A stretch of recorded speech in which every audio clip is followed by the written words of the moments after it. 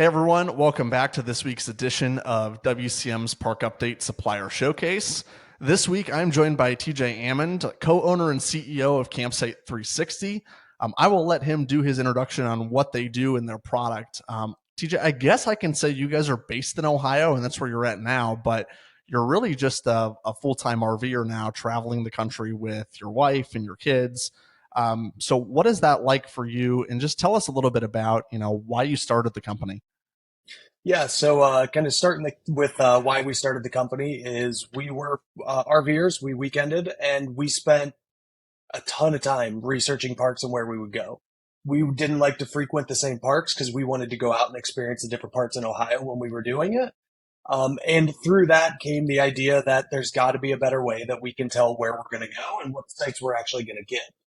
And that's kind of what started the company. We bought a 360 camera, went out and did some kind of test shoots. And from there, we started reaching out to park owners to see, is this something that they would let us come in and film? And that's really what started Campsite 360. And to your point, yes, we are out of Ohio. That is where we started. But then just actually a year ago, we started full-time RVing, and that has gotten us out to many different parts of the country at this point, and it's been great to spend the time with the owners and through the different parks. So I'm going to share one of your tours from the Mount Pleasant Charleston KOA here on the screen. Just talk a little bit about like what's the product deliverable that you're providing and the value, and then really your process for filming. If you go into a park, what does that look like from start to finish, where a park can get a 360 tour? Absolutely. So, yeah, so kind of from the deliverable to product, what we do is we provide 360 photos throughout a whole park. So our goal is to really capture the whole essence of a park. So whether that's the amenities, whether that's inside of cabins, the campsites, we cover all aspects of the park. And what we do is we tie that into an interactive map to allow navigation to be simple for all of the guests that are looking to find the information. So once you're within the tour, you can just click on a specific site and it takes you right to there to see that site and anything that's around it. So you can really get an idea of where you'll be staying when you get to the park. So what we do is they are all high definition images. So one of the big questions we typically get is, well, what happens if we change things through the park? The nice thing is that we can come in because they're images and we can update images through there and we don't have to kind of rebuild everything. So it's really meant to grow as your park grows. And And you then as mentioned you're there as well, and I clicked on it as well, the interactive map portion where you can actually tie Mhm. it in directly to what people are seeing with a traditional paper version. What has that change really been like? And you've seen maybe more for park owners who might have gotten a lot of questions about this. I mean, even campers to be able to say, "Yep, I've done my research. I know exactly where I want to stay, but I want to see where the trees are and see where that's at." Like, what has that shift been like going from a paper map to something like you provide that's really interactive and intuitive? So what we've seen is the guest engagement has shot up dramatically. So as people understand there's an interactive map, when they go to there, they're jumping directly into the park to see exactly, what all the sites look like and everything else. So on a typical park, we average about 3.5 minutes of user engagement per user.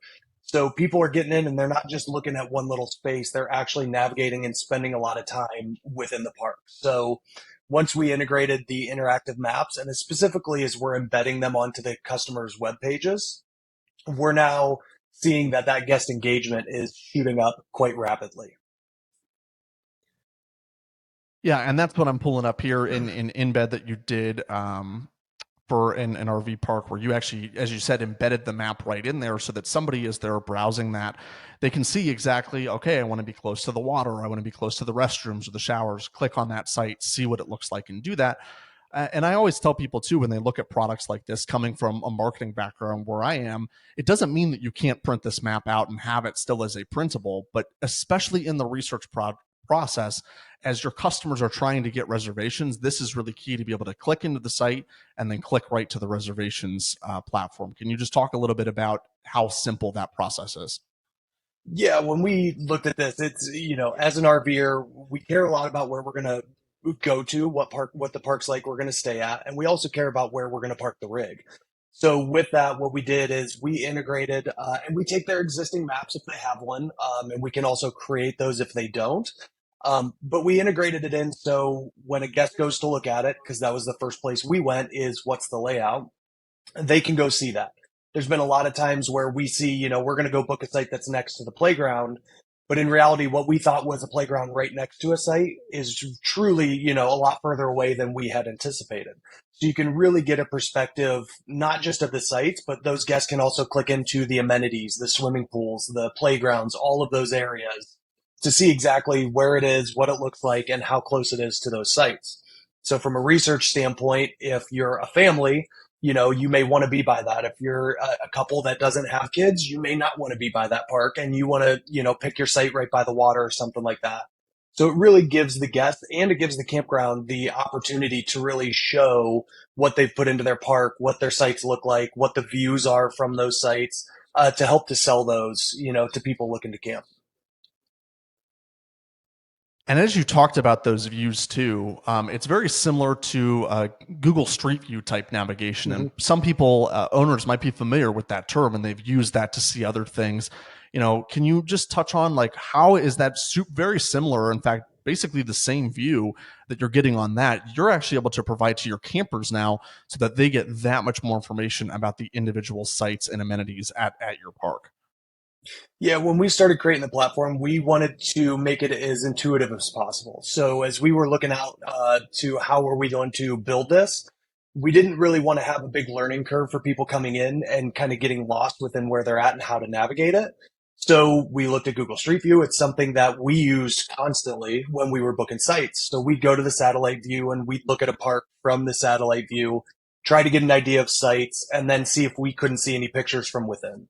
So, there a lot of people now are used to using Google Street View. So that's what we really mimic. So when a guest comes in, it's really simple for them to just go ahead and click forward and go at their own pace to navigate the park as they want to.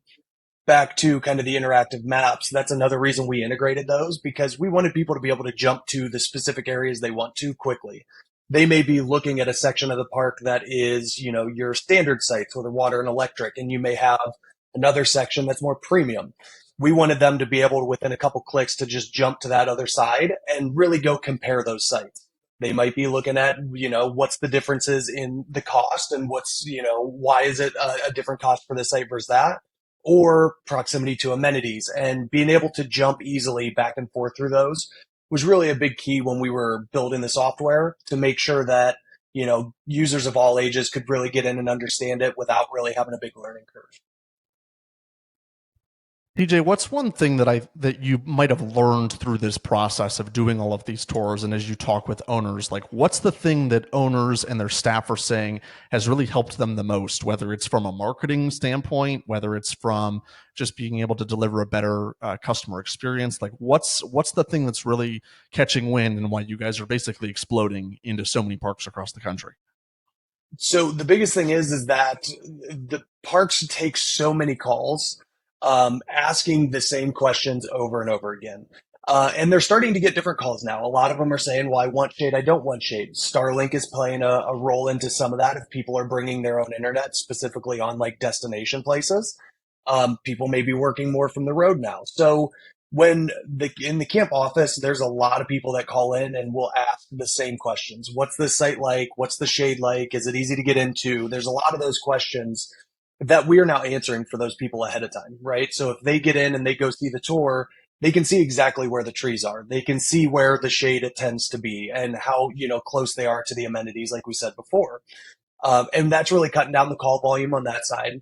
But it's also increasing the engagement from all of those. So as people are browsing and trying to pick out the parks they want to go visit, you're now offering a level of engagement that's beyond what maybe your competitors may have.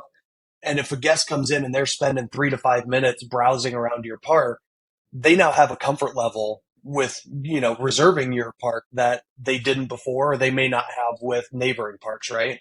So really that's been the big thing. Campground owners, they're always asked for more pictures and getting more pictures of sites and having updated pictures.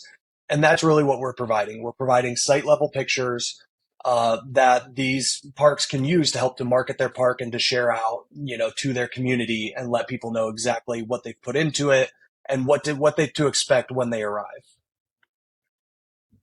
And I think I know your answer to this question, but how do you think your tour is going to continue to play a role in marketing for parks moving forward? I mean, we're in main season now, and parks may be thinking about, adding this in the off season, or just going and looking at how other parks in your area or parks that you have available and tours that are ready, what they're doing and how they're being successful. So what are your thoughts on how this is going to continue to sort of dominate the conversation when it comes to marketing, improving guest experience, and the ways in which information is communicated to our viewers down the road? So one of the things that we've really kind of picked up on recently is all of our tours, we do collect analytics for them. So we can actually see where the guests are going, what sites they're looking at, a lot of the information before they actually make that reservation. And I think a lot of that information is going to help as people are looking to either expand their park, invest in new amenities, new sites, because now we're able to start tracking what are people, not just what do they say they're looking at, but when they go to a park, what are they looking at, right? Where are they spending their time? We're starting to really see through the analytics, like where is somebody spending the time? And here soon we should be able to say, if there's a lot of people looking at a specific site, but not many people are booking it, well, is there an issue there, right? Is there something with the site? Is there something that should be changed? Or the opposite? Do you have a site type that's constantly looked at and always booked? Do you have more people looking at it, spending time there? And you may want to expand those site types, right? So before they make the booking, before they get to the park, we're now collecting information on what are they researching? What are they looking at? What type of sites do they prefer? And that's really kind of the place we're getting into now is now that we're adding a lot more parks on from a lot of different regions, we're starting to kind of see how it's playing out in the different areas, as well as when do people pick up researching, right? They may not be booking, in November, but are people researching for New England when, in November? What are they looking at? And then when do they make that purchase? So not everybody that comes to your site is going to book, but we can see how many people are jumping into that tour, how much time they're spending, and where they're spending it at. And I know that cost and timeline can certainly vary based on the size of the park and what you sort of have available. Can you just provide some information? How can people reach out if they want to get in contact with you and learn more about how to start their process at their own park? Yeah, so the best way is to through our website, campsite360.com, or they can reach out to me directly at TJ at campsite360.com. And as far as like timelines, right now we're kind of in peak season for a lot of the parks, and so what we're looking at is we're scheduling projects towards end of season into fall, and then for the places that are in their off season further in the south, we are scheduling projects actively for that. So those are the best ways to get a hold of us. And if there's ever any questions, you can reach out that way. TJ, thanks for being here. No, I appreciate it. Thanks, Alex.